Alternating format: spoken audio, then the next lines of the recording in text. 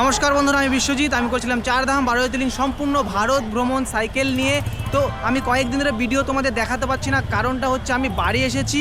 কারণ আমার বাড়ি ওয়েস্ট বেঙ্গল নদিয়া জেলাতে, আর নদিয়া জেলাতে ভোট রয়েছে 29 তারিখ। এই কারণে আমি ভোট দিতে চলে এসেছি।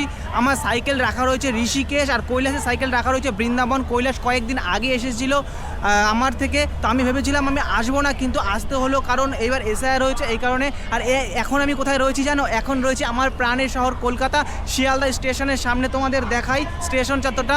আর ওয়েস্ট বেঙ্গল থেকে যারা দেখছো তারা তো জানোই, আমি তাদের জানাতে চাই যারা ত্রিপুরা থেকে দেখছো, তারা আসাম থেকে দেখছো, তারা দেখো, তোমাদের দেখাই।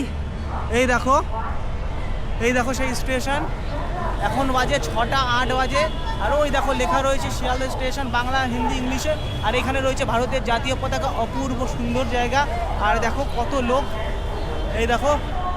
যারা ওয়েস্ট বেঙ্গল থেকে দেখছো তারা তো জানোই শিয়ালদা স্টেশন বিখ্যাত। তো যারা আসাম ত্রিপুরা থেকে দেখো আমার ভিডিও দেখো, তারা দেখো যে আমি এখন কোথায় রয়েছি, শিয়ালদা স্টেশন। এক সময় ভারতের রাজধানী ছিল এই কলকাতা।